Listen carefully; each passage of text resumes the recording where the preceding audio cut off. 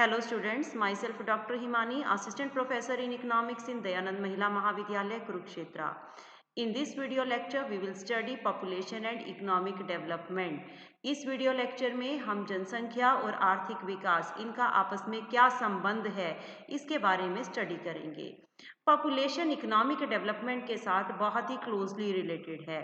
एक तरफ पॉपुलेशन का इकोनॉमिक डेवलपमेंट के ऊपर प्रभाव पड़ता है, इन्फ्लुएंस है, तो दूसरी तरफ इकोनॉमिक डेवलपमेंट का पॉपुलेशन के ऊपर इन्फ्लुएंस है। तो हम यहाँ पर इस प्रॉब्लम की जो स्टडी है वो दो पार्ट में करेंगे। फर्स्ट पार्ट हमारा होगा impact of population on economic development, जनसंख्या का आर्थिक विकास पर प्रभाव। एंड सेकेंड पॉइंट हम लेंगे impact of economic development on population, आर्थिक विकास का जनसंख्या पर प्रभाव। फर्स्ट पार्ट में हम लेंगे कि जनसंख्या का आर्थिक विकास पर क्या प्रभाव पड़ता है, पॉपुलेशन का इकोनॉमिक डेवलपमेंट के ऊपर क्या इफेक्ट है, और सेकेंड होगा इकोनॉमिक डेवलपमेंट का पॉपुलेशन पे क्या इफेक्ट है। सबसे पहला पार्ट हम लेकर चल रहे हैं कि पॉपुलेशन का इकोनॉमिक डेवलपमेंट पर क्या इम्पैक्ट है, जनसंख्या का आर्थिक विकास पर क्या प्रभाव है। अब पॉपुलेशन का इकोनॉमिक डेवलपमेंट के ऊपर क्या इम्पैक्ट होगा, इसे लेकर डिफरेंट इकोनॉमिस्ट के अपने अपने व्यूज रहे। कुछ इकोनॉमिस्ट का ये कहना था कि जिस कंट्री की पॉपुलेशन जितनी ज़्यादा होती है वो उस कंट्री के लिए उतना ही ग्रोथ प्रमोटिंग फैक्टर है, इकोनॉमिक डेवलपमेंट के लिए उस देश का आर्थिक विकास उतना ही ज़्यादा होता है। मतलब वो इस फेवर में थे कि पॉपुलेशन के इंक्रीज होने के साथ इकोनॉमिक डेवलपमेंट होती है। सेकेंडली कुछ इकोनॉमिस्ट ऐसे हैं जिनका ये व्यू है कि इकोनॉमिक डेवलपमेंट के रास्ते में इंक्रीजिंग पॉपुलेशन एक ऑब्स्टेकल है, बढ़ती हुई जनसंख्या आर्थिक विकास के रास्ते में एक बाधा है। तो हम यहाँ देखेंगे, दोनों पॉइंट को डिस्कस करेंगे कि इंक्रीजिंग पॉपुलेशन एक ग्रोथ प्रमोटिंग फैक्टर कैसे है, आर्थिक विकास को बढ़ाने वाला तत्व कैसे है।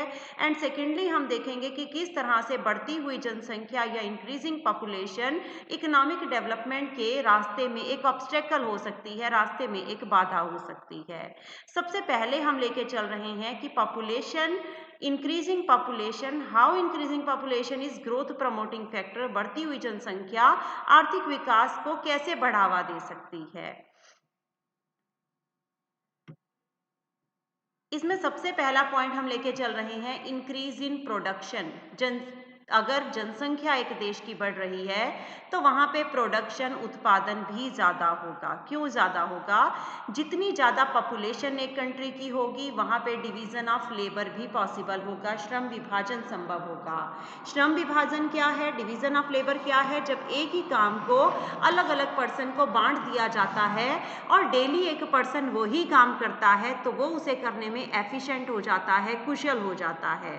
एफिशिएंट होने की वजह से प्रोडक्शन उसकी इंक्रीज हो जाती है, उसकी प्रोडक्टिविटी बढ़ जाती है और प्रोड्यूसर को भी कई तरह की एक्सटर्नल और इंटरनल इकोनॉमीज बचते प्राप्त होती हैं, जिसकी वजह से प्रोडक्शन की कॉस्ट कम होती है, उत्पादन की लागत कम हो जाती है, प्रोडक्ट का प्राइस भी फॉल होता है, वस्तु की कीमत भी कम होने लगती है। और क्योंकि प्राइस कम हो रहा है तो मार्केट का साइज बढ़ जाएगा। मार्केट का साइज क्यों बढ़ेगा, क्योंकि प्राइस कम है तो खरीदने वाले पर्सन ज़्यादा हो जाएंगे, उनकी परचेजिंग पावर ज़्यादा हो जाएगी। पॉपुलेशन ऑलरेडी ज़्यादा थी तो मार्केट का साइज बढ़ जाएगा और मार्केट का साइज जितना वाइड हो जाएगा प्रोडक्शन फर्दर आगे उतनी ही ज़्यादा की जाएगी। तो बढ़ती हुई जनसंख्या का एक फायदा हुआ कि जिस कंट्री के अंदर पॉपुलेशन इंक्रीज होती है वहां पे प्रोडक्शन का लेवल भी इंक्रीज हो जाता है। सेकेंड पॉइंट है increase in labour supply. Population अगर ज्यादा है तो आपको ज्यादा लेबर सप्लाई मिलेगी, ज्यादा श्रमिकों की पूर्ति हो जाएगी। इकोनॉमिक डेवलपमेंट सिर्फ कुछ एक फैक्टर्स पे डिपेंड नहीं करती बल्कि natural resources, capital, technology, human resources सारों के कॉम्बिनेशन के ऊपर डिपेंड करती है। अगर आपके पास ट्रेंड और एफिशिएंट लेबर नहीं है, बाकी सब फैक्टर्स हैं, तो आप उन फैक्टर को यूटिलाइज नहीं कर सकते। तो हमारी बढ़ती हुई पॉपुलेशन का एक हमें ये बेनिफिट है कि हमारे पास लेबर सप्लाई इंक्रीज हो जाती है। Next increase in demand, demand increase होगी। पॉपुलेशन अगर ज़्यादा है तो लोग कंजम्पशन के लिए ज़्यादा से ज़्यादा डिमांड करेंगे, मार्केट का साइज इंक्रीज होगा जिसकी वजह से प्रोडक्शन इंक्रीज की जाएगी, डाइवर्सिफाइड प्रोडक्ट बनाए जाएंगे, तरह तरह की वस्तुएं बनेंगी, एज अ रिजल्ट एम्प्लॉयमेंट भी इंक्रीज होगा और इकोनॉमिक डेवलपमेंट भी ज़्यादा होगा। इंक्रीज इन लेबर प्रोडक्टिविटी, श्रमिकों का उत्पादन बढ़ता है, उत्पादकता बढ़ती है। ट्रेंड और एफिशिएंट लेबर एक कंट्री की ह्यूमन कैपिटल है। अगर आपकी कंट्री में अच्छी, योग्य, शिक्षित श्रमिक हैं तो वो आपकी मानवीय पूंजी है जो आपकी कंट्री की ग्रोथ में आपकी हेल्प कर सकती है। अगर आप मैन पावर की क्वालिटी इंप्रूव करना चाहते हो तो आपको उसे अच्छी एजुकेशन, अच्छी हेल्थ फैसिलिटीज ये सब देना पड़ेगा, जिसकी वजह से आपकी ह्यूमन कैपिटल इंक्रीज होगी, फॉर्म होगी, उनकी एफिशिएंसी बढ़ेगी, वो प्रोडक्शन ज़्यादा करेंगे, उनकी प्रोडक्टिविटी का लेवल इंक्रीज हो जाएगा। पॉपुलेशन जिस कंट्री में ज़्यादा होती है वहाँ पे producer, scientist, entrepreneur, engineer, professional, trader ये सब ज़्यादा होते हैं, जिसकी वजह से कंट्री ज़्यादा ग्रो कर सकता है और इकोनॉमिक डेवलपमेंट के लिए ये एक पॉजिटिव सिंबल बन जाता है। Next point is indirectly help in capital formation, पूंजी निर्माण में भी ये वृद्धि करती है। Disguised unemployment is found in under developed country because of large population. हमने पढ़ा है, पता है हमें कि जिन कंट्री के अंदर पॉपुलेशन बहुत ज़्यादा होती हैं और अगर वो अंडर डेवलप्ड कंट्री है तो उन कंट्री के अंदर छुपी हुई बेरोजगारी होती है। मतलब एक पर्सन एक काम में लगा हुआ नजर आ रहा होता है लेकिन वहाँ उसकी प्रोडक्टिविटी ज़ीरो होती है। उस पर्सन को अगर आप किसी और काम में डिप्लॉय कर देते हो, कहीं और लगा देते हो, मान लो वो पर्सन विलेज में एग्रीकल्चर में है, आप उसे एग्रीकल्चर से शिफ्ट करके इंडस्ट्री में भेज देते हो तो वो वहां पर अपनी सब्सिस्टेंस लेवल वेजेस का अर्न कर सकता है। तो कैपिटल फॉर्मेशन में वो कैसे हेल्प करेगा? वो पर्सन जब आपके लिए वर्क करेगा तो इंडस्ट्री में प्रोडक्शन ज़्यादा होगी, इंडस्ट्री में इनकम ज़्यादा होगी और इंडस्ट्रियलिस्ट सेव करना शुरू कर देंगे। जितने ज़्यादा वो सेव करेंगे उतना ही ज़्यादा वो इन्वेस्ट करेंगे और कैपिटल फॉर्मेशन एनहेंस्ड हो जाएगा, इंक्रीज हो जाएगा, जिसकी वजह से इकोनॉमिक डेवलपमेंट भी इंक्रीज हो जाएगा। तो ये कुछ एक पॉइंट थे जिनसे हमें पता चला कि इंक्रीजिंग पॉपुलेशन एक ग्रोथ प्रमोटिंग फैक्टर है। अगर आपकी कंट्री में पॉपुलेशन ज़्यादा है तो प्रोडक्शन ज़्यादा होगी और अल्टीमेटली आपको लेबर सप्लाई ज़्यादा मिलेगी, मार्केट का साइज वाइड होगा, कैपिटल फॉर्मेशन ज़्यादा हो जाएगी। इन सब की वजह से आपकी कंट्री में इकोनॉमिक डेवलपमेंट आएगी। नेक्स्ट व्यूज़ है कुछ इकोनॉमिस्ट का जो ये कहते थे कि इंडिया की जो पॉपुलेशन है, इंडिया क्या कोई भी कंट्री अगर किसी कंट्री की पॉपुलेशन इंक्रीज होती है तो वो उसके इकोनॉमिक डेवलपमेंट में ऑब्स्टेकल हो सकता है, बाधा हो सकता है। इसके उसमें कुछ हम पॉइंट्स बता रहे हैं, रीज़न बता रहे हैं कि हम क्यों कहते हैं कि ऐसा ये इकोनॉमिक डेवलपमेंट के रास्ते में बढ़ती हुई पॉपुलेशन एक रुकावट हो सकती है। फर्स्ट पॉइंट है लो पर कैपिटा इनकम, प्रति व्यक्ति आय का निम्न स्तर। Per capita income national income को पॉपुलेशन से डिवाइड करके आती है। अगर किसी कंट्री के अंदर पॉपुलेशन ज़्यादा है तो वो नेशनल इनकम बहुत ज़्यादा पर्सन में डिवाइड होगी और पर कैपिटा इनकम का लेवल कम हो जाएगा। जिस कंट्री की पर कैपिटा इनकम कम होती है वो कंट्री डेवलप्ड कंट्री नहीं होती। हमने पीछे कंपेयर भी किया था कि डेवलप्ड कंट्री की पर कैपिटा इनकम ज़्यादा होती है अंडर डेवलप्ड के कंपेरिजन में। Reduces the rate of capital formation, पूंजी निर्माण की दर में कमी आ जाएगी। अगर एक अंडर डेवलप कंट्री की पॉपुलेशन बहुत ज़्यादा है तो उस कंट्री में कैपिटल फॉर्मेशन, पूंजी निर्माण की दर कम होगी क्योंकि उन कंट्री के अंदर बर्थ रेट ज़्यादा होगा, लोगों की लाइफ की एक्सपेक्टेंसी कम होगी, डिपेंडेंट्स के नंबर ज़्यादा होंगे पॉपुलेशन के अंदर। ऐसी अंडर डेवलप्ड कंट्री के अंदर जो डिपेंडेंट्स हैं उनकी वर्क करने की कैपेसिटी भी ज़्यादा नहीं होती। इन कंट्रीज के अंदर ऐसे केस के अंदर पॉपुलेशन के ज़्यादा साइज की वजह से और पॉपुलेशन में डिपेंडेंट्स के नंबर ज़्यादा होने की वजह से कंजम्पशन ज़्यादा होगी लेकिन प्रोडक्शन का लेवल कम होगा, जिससे अल्टीमेटली इनकम कम होगी, सेविंग कम होगी और कैपिटल फॉर्मेशन भी कम होगी, पूंजी निर्माण की दर भी कम हो जाएगी। फिर है फूड की प्रॉब्लम। हम सबको पता है कि पॉपुलेशन अगर ग्रो कर रही है ज़्यादा और फूड ग्रेन उतना ग्रो नहीं कर रहा, फूड ग्रेन की प्रोडक्शन कम है तो प्रॉब्लम आ सकती है फूड की। मतलब फूड की सप्लाई पॉपुलेशन के इंक्रीजिंग नंबर से अगर कम हो जाती है तो कंट्री में फूड की प्रॉब्लम आती है। इसके लिए आपको बाहर से फूड ग्रेन मंगवाने के लिए इंपोर्ट करना पड़ सकता है, जिसके बदले में आपको फॉरेन एक्सचेंज या फॉरेन कैपिटल पे करनी पड़ती है और आपकी कंट्री में फॉरेन एक्सचेंज की शॉर्टेज भी हो सकती है। अंडर एम्प्लॉयमेंट, बेरोजगारी, अंडर डेवलप्ड कंट्री जिसमें पॉपुलेशन ज़्यादा होती है, पॉपुलेशन के ज़्यादा होने की वजह से वहाँ पे लेबर की सप्लाई ज़्यादा होती है। अब लेबर की सप्लाई ज़्यादा है और हर पर्सन को वर्क अगर नहीं मिल रहा तो कुछ पर्सन अनएम्प्लॉयड रह जाते हैं, बेरोजगार रह जाते हैं। हाउसिंग की प्रॉब्लम आ सकती है क्योंकि लैंड जो है वो सेम रहती है, आप लैंड के नंबर को इंक्रीज नहीं कर सकते। चाहे लोग रूरल एरिया से माइग्रेट करके अर्बन एरिया में या मेट्रोपॉलिटन सिटीज में मूव करते जाएंगे, लेकिन उन एरिया के अंदर लैंड की नंबर सेम होने की वजह से हाउसिंग की प्रॉब्लम आ सकती है, लोगों को छोटे छोटे फ्लैट्स में रहना पड़ता है। तो ये इकोनॉमिक डेवलपमेंट के रास्ते में एक बाधा है। Poor quality of human resource, over populated country में ह्यूमन रिसोर्स भी पुअर होते हैं। पुअर फैमिलीज जिनमें ज़्यादा बच्चे होते हैं वो अपने बच्चों को अच्छी एजुकेशन, अच्छी हेल्थ फैसिलिटीज़, प्रोफेशनल ट्रेनिंग नहीं दे पाते।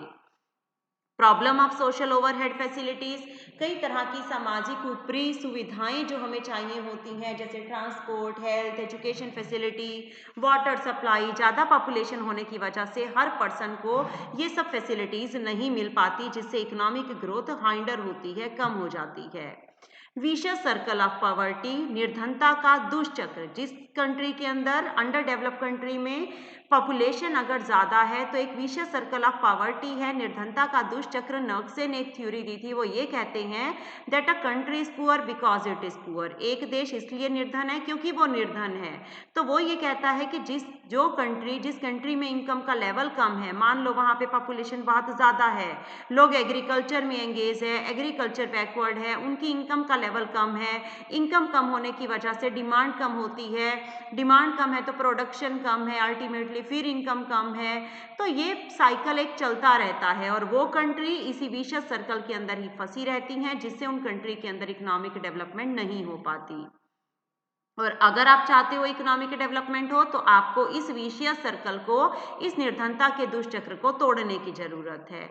इम्बैलेंस्ड डेवलपमेंट, राइजिंग पॉपुलेशन का जो लार्ज बर्डन होता है वो अंडर डेवलप्ड कंट्री में एग्रीकल्चर सेक्टर के ऊपर पड़ता है, क्योंकि एग्रीकल्चर सेक्टर ऐसा सेक्टर है जिसमें बहुत ज़्यादा पॉपुलेशन एंगेज होती है। जैसे अगर हम इंडिया की बात करते हैं तो नियर अबाउट 46.2% पॉपुलेशन एग्रीकल्चर में ही एंगेज है।